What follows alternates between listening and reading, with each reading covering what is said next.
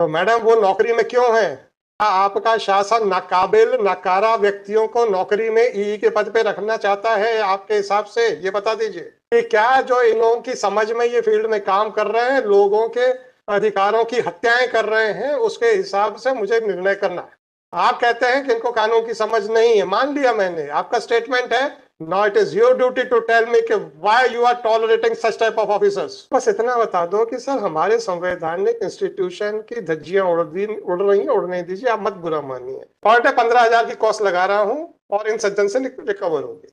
मैं क्यों public exchequer के ऊपर बर्डन डालूं जब आपके हिसाब से ऐसे अधिकारी हैं जिनको कानून नहीं मालूम? मैं क्यों पब्लिक एक्सचेकर पे? मैडम जो मैं आप ही के वर्ड्स लिखाऊंगा कि इनको कानून नहीं पता। टाइम पे अगर नहीं होगा तो थर्ड डे से थर्ड डे पे हम तो जेल भेज देंगे। थर्ड डे में कहाँ लगाए हैं थर्ड डे? मैडम जेल जाने से डरते क्यों है? वो भी शासन का ही विभाग है।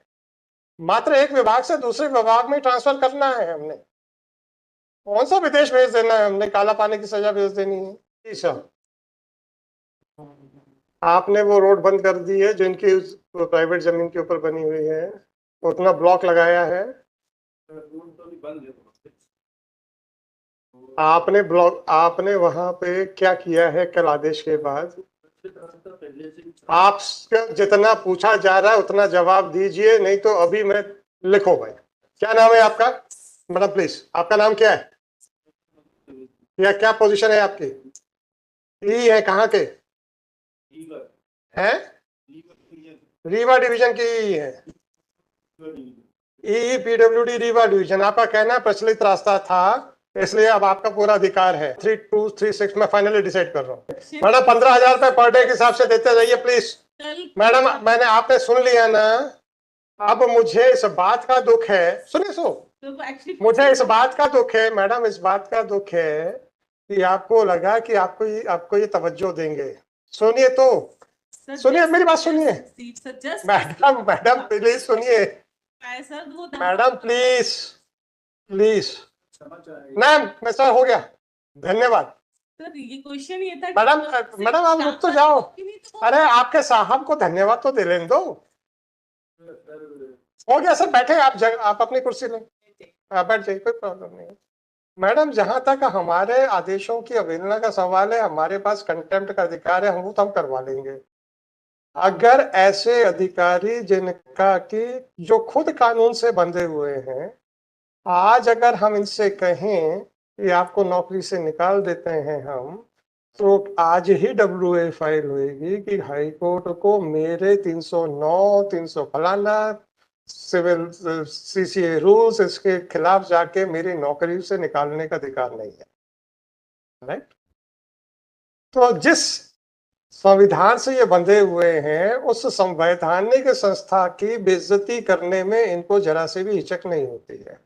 चूंकि अब आपके पास कोई अधिकार नहीं है इनको याद दिलाने के लिए कि ये जिस संविधान से बंधे हैं उसके हिसाब से आपका ऑफिस एक संवैधानिक इंस्टीट्यूशन है, तो ये मेरा परम कर्तव्य हो जाता है कि कानून व्यवस्था को बनाए रखने के लिए, संवैधानिक संस्थाओं को बचाए रखने के लिए हम आपकी मदद करें।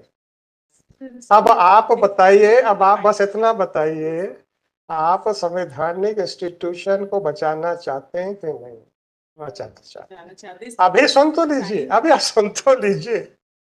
अभी आपने कहा सब वो रोड ब्लॉक कर दी गई है क्योंकि हमने फोन किया। सुन, हमने फोन किया था, तो हमने कब फोन किया था, किसी ने माना क्या?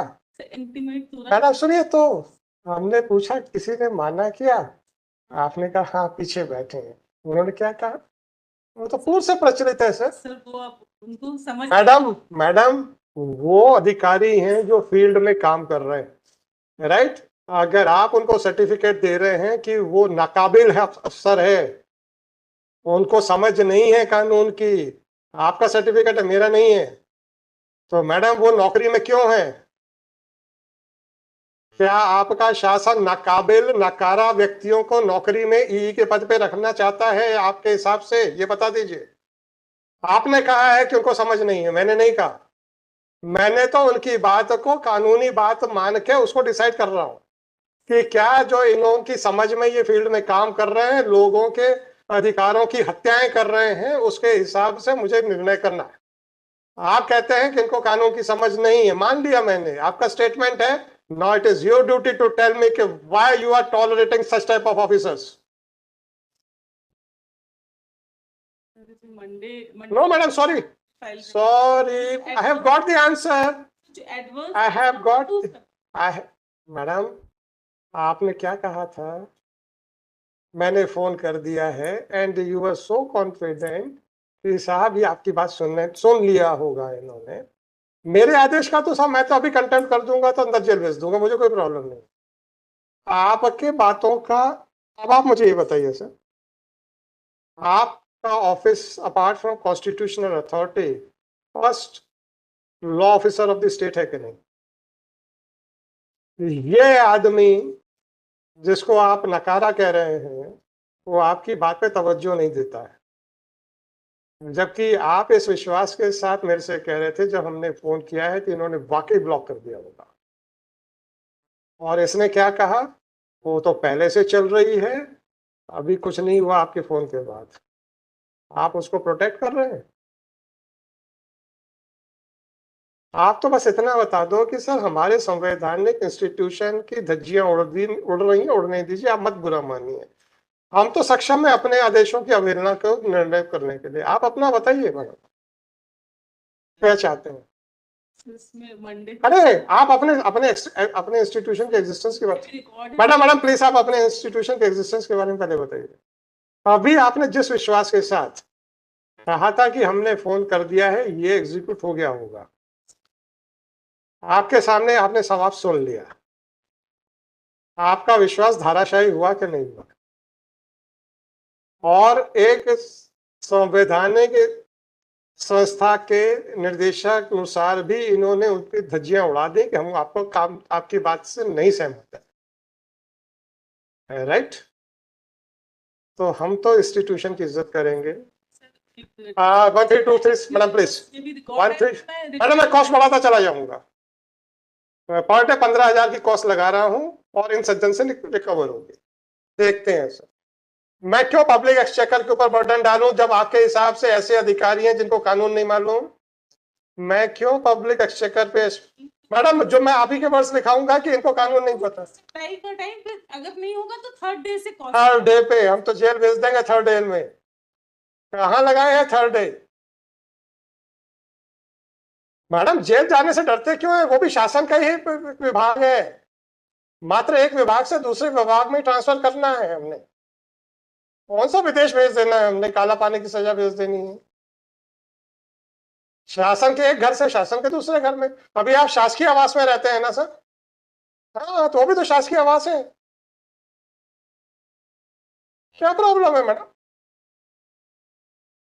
आ जाइए sir. Shri Manoj Kumar Dwivedi, executive engineer, PWD, Rewa division, Rewa, is present in person on his own, है ना? एक टोटल 500 स्क्वायर। मैडम मुझे मतलब मेरा तो 1 इंच की बात कर रहा हूँ, फॉरगेट अबाउट कितनी है। 1 इंच इनकी जमीन आपने हथियाई कैसे? मैडम ऐसा कोई कानून बता दीजिए कि जब तक आप प्राइवेट व्यक्ति की 4 हेक्टेयर, 4 एकड़, 4 डेसिमल जो भी आप चाहें, जब तक आप वो नहीं हथियाएंगे तब तक उसको आपका इंक्रोचमेंट नहीं माना जाएगा। बस इतना सा कानून बता दीजिए। मैडम उन्होंने तो अपने लिए कब्र खोद दी है, आप मुझे ऑर्डर रोक रही थी, तो आप मुझे इतना बताइए, कोई कानून बता दीजिए कि जब तक प्राइवेट आदमी की इतनी जमीन, जब तक हम कब हथियार ना लेंगे जबरदस्ती, तब तक हम इंक्रोचर नहीं कहलाएंगे। साहब आपने एडमिशन कर लिया है कि ये private, so that is not, sorry sir, sorry sir, sorry sir, मैं डील करूंगा, डोंट वरी। नहीं सर, मेरा ये तो सर ये तो कब्र खोदने के, सुनिए कब्र खोदने के बाद, अरे सुन तो लीजिए, उसके बाद जब ऊपर मिट्टी डाली जाती है ना सर, मृत शरीर को रखने के बाद, ये काम आपने वो किया है। नहीं सर, मेरा विद ऑल रिस्पेक्ट रहने दीजिए। हो गया sir, sorry sorry sorry sorry, देख लिया मैंने। अरे मुझे इतना ज्यादा समय नहीं लगता, मुझे मालूम है कौन सा पैराग्राफ देखना है जहाँ पे क्या मिलेगा। that is the height of the arbitrariness and malafide action on the part of Shri so and so, executive engineer PWD. Arriva. Thus, it is clear that the attitude of Shri so and so is not indicative of lack of knowledge, but it is an indicative of the hostile attitude towards the law as well as the authority of the court. The Chief Secretary, State of Madhya Pradesh, is directed to take immediate action against Shri so and so for having his hostile attitude in spite of the clear instructions issued by the Office of Advocate General and in spite of the interim order granted by this court. Well, system.